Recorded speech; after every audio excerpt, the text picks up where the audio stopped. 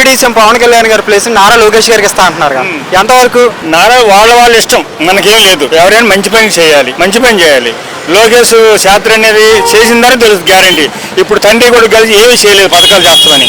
మంచి పథకాలు అమ్మఒడి కానీ 15,000 ముగ్గురికి ఇస్తున్నారు, ఇవ్వలేదు. 18 సంవత్సరాలు దాటిన వాళ్ళు 45 సంవత్సరాలు దాటిన 18,000 ఇవ్వలేదు. రైతు భరోసా ఇవ్వలేదు. నాకు నచ్చలేదు. వరద కొట్టకపోయిన వాళ్ళకి వర్క్ షాపులు ఉన్నాయి, మాది వర్క్ షాపే 50,000 వేస్తున్నారు, ఎంత రూపాయి ఇవ్వలేదు. నారా లోకేష్ గారు విద్యాశాఖ మంత్రి గారు కన్నా ఆ శాఖను నిర్వహిస్తున్నారు బాగా. అంతగా లేదండి విద్యాశాఖ లేదు. పిల్లలకి డబ్బులు ఇస్తే కొంచెం వాళ్ళు ఇంట్లో జరుపుకోవడానికి అవకాశాలు ఉంటాయి, దానివల్ల కొంచెం ఎఫెక్ట్ ఉంది. అమిత్ షా గారు మొన్న వచ్చారు కన్నా, వచ్చి జగన్మోహన్ రెడ్డి గారిని అడిగారని చెప్పి టీడీపీ అనుకూల మీడియాలోనే వచ్చింది. ఎలా స్పందిస్తున్నారు అమిత్ షా గారు జగన్ గారిని అడగడం వల్ల? అడగడం మంచిదే.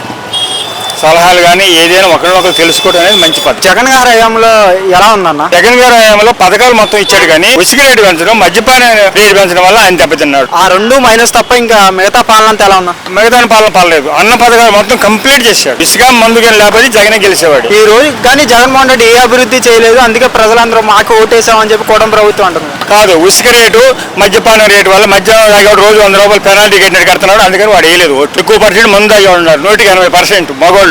ఆడోళ్ళు తీసి ఆడోళ్ళు ఏ పార్టీ వాళ్ళు ఆ పార్టీకి వేస్తారు ఓటు.